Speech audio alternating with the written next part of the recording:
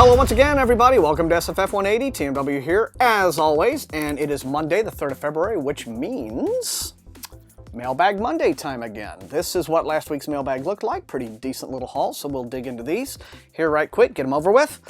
First thing, though, want to mention, you know that I talked about the monetization plans for the channel, like with Patreon and that sort of thing. Still not going to do that for a good long while. I'm waiting for the subscription numbers to pick way up. We'll probably do it later on in the year. When that is looking a lot more solid. And as always, your help in spreading the word to your SFF reading friends to boost those subs is always a wonderful help.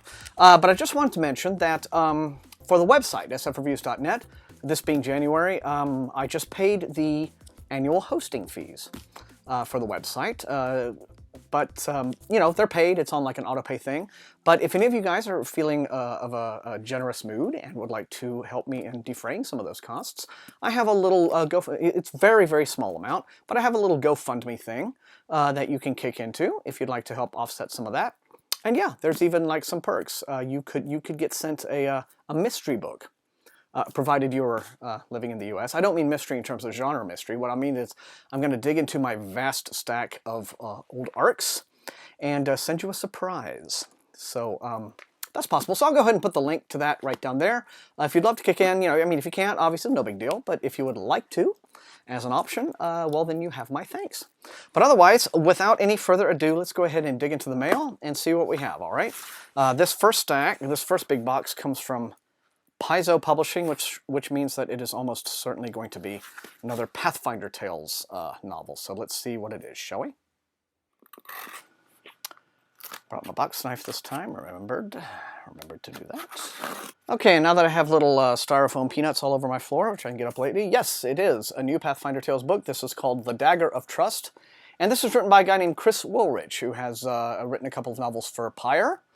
Fantasy novels, and you know, the Pathfinder Tales people, they seem to be roping in some pretty good writers for their books.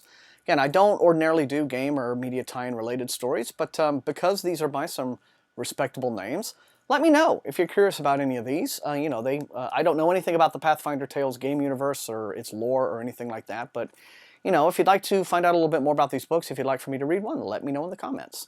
But this is The Dagger of Trust by Chris Woolridge. All right, Mailroom Macmillan Holdings. See what we have. And, okay, audiobooks. I get these on occasion.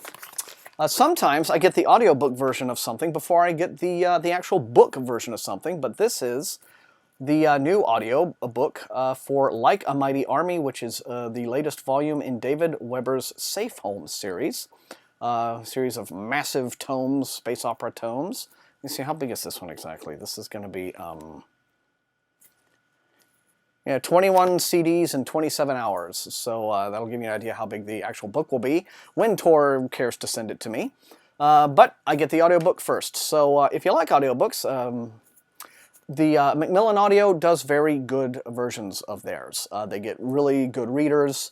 I don't tend to care for audiobooks that want to be like radio plays with casts and music and they try to dramatize it all. I like good straightforward readings if I'm going to listen to one of these, and that tends to be what you get with audio from Macmillan.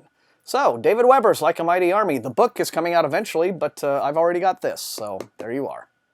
Okay, this is from Simon & Schuster imprint called Atria Books. If you're new to SFF180, and if you're new to Mailbag Monday, the idea is, I have no idea what's in these packages before I open them. So I open them blind right here on camera for you guys, and then you get to choose in the comments which you think is most interesting and which you want me to prioritize in my review queue. So, aha! All right, these are the first two books in a series called the Game Trilogy. The author is Anders de la Motte. And they actually, I remember emailing the publicist on these. She was fresh out of book 3, copies of book 3, which is called Bubble. So she sent me an electronic version of that. But here are Game and Buzz, the first two books in this trilogy. What's it all about? Well, I'll tell you. Okay, after a long night of partying, Henrik H.P. Peterson, a slacker with a big ego and no impulse control. I have known so many people. Wait, a slacker with no impulse control? Well, wouldn't he just Slack? Anyway, okay, well, he had some on the train, finding a mobile phone, excuse me, from an unknown company. HP begins receiving messages addressed to him, but it was a random phone. How could they be addressed to him? Inviting him to play a game by a secret and insistent master. HP doesn't hesitate, guess because he's not very bright, and he agrees to play. HP is the perfect contender. He is alienated from society, devoid of morals, and wants nothing more than to be a famous internet star. The assignments, ranging from childish pranks to criminal acts, are all filmed and uploaded onto a protected server, where viewers rate the player's performances. Everything is coordinated by a mysterious game master unknown to the players or the viewers. But before long, the game spills out into the real world, of course, and threatens innocent people. That does sound interesting. HP's sister Rebecca is a bodyguard with the Swedish security police. The opposite of her brother, naturally. She's haunted by traumatic memories and dark secrets from her past. As the game continues, Rebecca begins to realize that her past may not be so secret after all. HP's assignments become increasingly risky. I'm sure everything goes to hell in a handbasket. But yeah, so these are out right now from Atria Books. First book in the trilogy, once again, is called Game. Second one is called Buzz. And the third one is Bubble. So I thought these looked fascinating. So let me know what you guys think and in the comments. And we'll move on. And here's something else from Macmillan. Okay, that's kind of interesting looking. A book by David Ramirez called The Forever Watch, which lands in bookstores April 22nd. In this captivating science fiction debut, the remnants of human civilization float aloft one lone spaceship. They probably mean in one lone spaceship, the Noah. Bound on a 1,000-year journey towards a new planet after Earth's mysterious destruction, the carefully curated lives of Noah's inhabitants are placed in jeopardy when a dangerous serial killer is found aboard in The Forever Watch by David Ramirez. Okay. So, I guess generation ship, serial killer, yeah. All goes pretty badly, I'm quite sure, for some of the people in the book. But there we are, Forever Watch. This is an April release from St. Martin's Press. So let me know. Okay, Prometheus Books sent me another. Fine folks at Pyre have sent me a new arc. And Chris, hello, did I just mention him? Chris Woolrich. All right, his first book was called The Scroll of Years. And here's the second one in, I guess, that same series, The Silk Map. I'd very much actually like to read these. Now that the first two are out, I can probably back-to-back them. This one lands in stores May the 6th.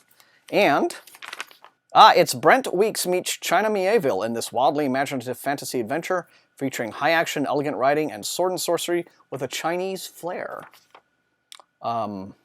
They spelled flair, F-L-A-R-E. I'm sure they meant F-L-A-I-R, but the misspelling gives it an amusing connotation, I guess.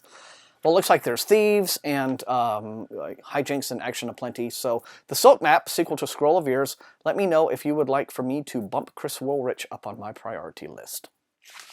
HarperCollins has sent me something, so this is probably a Voyager title. All right, everyone, you probably, if you haven't seen it or read it, you remember my review of James Smythe's The Explorer, which I thought was a really decent idea, hampered by an unsatisfying ending. But I really did like the idea. It had a lot of potential here. Well, the sequel is now out, The Echo. I'd very much like to see how he has expanded and improved upon the original premise. So let me know if you would like for me to read The Echo very soon. This is James Smythe's sequel to The Explorer. I'll put the link to my review of The Explorer right here. Okay, well, this is the fifth and final volume in the Paladins series by Elizabeth Moon, her current heroic fantasy series. Crown of Renewal, fifth book in that. Let's see, what were some of the earlier volumes in this? I'll just look real quickly. Yeah, Oath of Fealty, Kings of the North, Echoes of Betrayal, Limits of Power. So this is going to be book 5, Crown of Renewal, and it's on sale May 27th. And there we have it. That is this week's mailbag. Pretty decent, interesting batch of stuff, if I do say so. Let me know what you think. If you enjoy watching the video, please leave a like, share this with all of your SFF reading friends, bring them over to the channel, get them to watch all this stuff, subscribe. The litany always will continue. Please help the channel grow. It's a huge help to me. I can bring you more of these videos and share my love of SFF with you guys. So thank you for watching again, and until I see you next time, happy reading.